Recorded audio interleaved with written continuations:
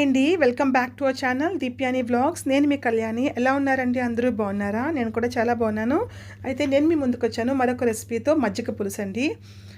ఇది మన బాడీకి వేడి చేసినప్పుడు, అలాగే మనకి ఏదైనా కమ్మగా తినాలనిపించినప్పుడు మనం ఈ పులుసు క్విక్గా చేసుకుని తినేవచ్చండి.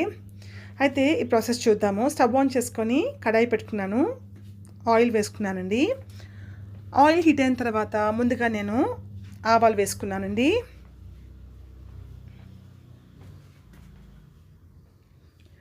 ఆవాలు చిట్టుపట్లాడిన తర్వాత జీలకర్ర వేసుకున్నాను.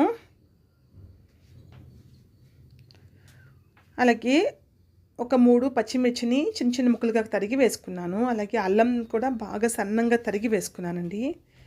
కరివేపాకు వేసుకున్నాను.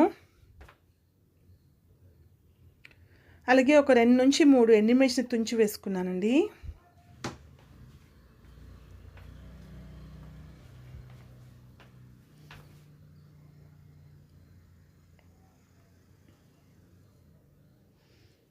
ఇవన్నీ కూడా బాగా వేగనివ్వాలి నూనెలో, మీడియం ఫ్లేమ్ మీద. ఇప్పుడు నేను కొంచెం శనగపప్పు, అలాగే కొంచెం మినపప్పు వేస్తున్నానండి. ఇది బద్ద మినపప్పు అండి.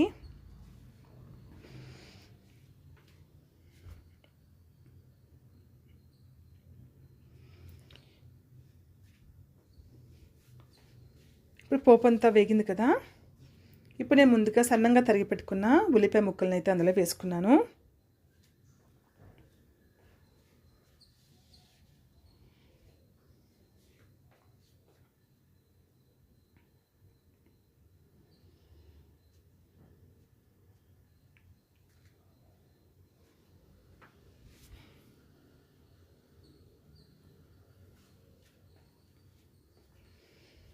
కొంచెం సాల్ట్ వేసుకున్నానండి.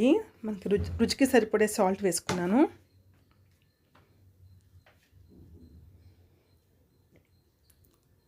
వేసుకొని మీడియం ఫ్లేమ్ మీద దీన్ని కలుపుకుంటూ ఫ్రై చేసుకుంటున్నాను.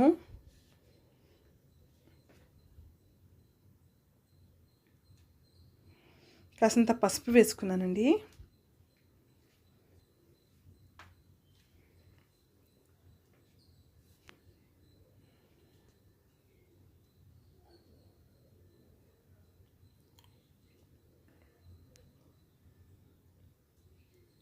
ఇప్పుడు పోపు అంతా బాగా వేగిన తర్వాత స్టవ్ ఆఫ్ చేసుకొని కొంచెం చల్లగా అవడానికి సైడ్ నుంచుకున్నాను. ఈలోగా మనం ఈ మజ్జిగనైతే తయారు చేద్దామండి. ఇది మరీ అంటే వాటర్ ఎక్కువ వేసి చేయకూడదండి. చూసారు కదా.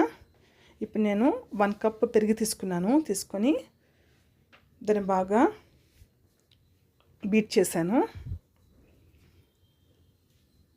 బీట్ చేసుకున్నాక కొంచెం వాటర్ యాడ్ చేసి ఇప్పుడు దాన్ని నేను పోపులో అయితే కలుపుకుంటున్నానండి. మరి కొంచెం వాటర్ అయితే యాడ్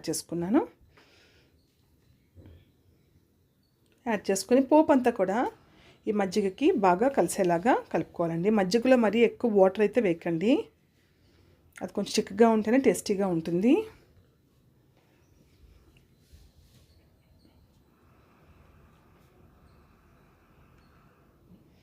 అంతేనండి, ఎంతో టేస్టీ అయిన మజ్జిగ పులుసు అయితే రెడీ అయిపోయింది. మీకు ఈ రెసిపీ నచ్చిందా? నచ్చితే ప్లీజ్ ఒక లైక్ చేయరా? అలాగే మన ఛానల్ని కొత్తగా ఎవరైనా చూసినట్టుకైతే ప్లీజ్ మన ఛానల్ని సబ్స్క్రైబ్ చేసుకోండి. థ్యాంక్ యూ సో మచ్ అండి. Take care. Bye. Love you all.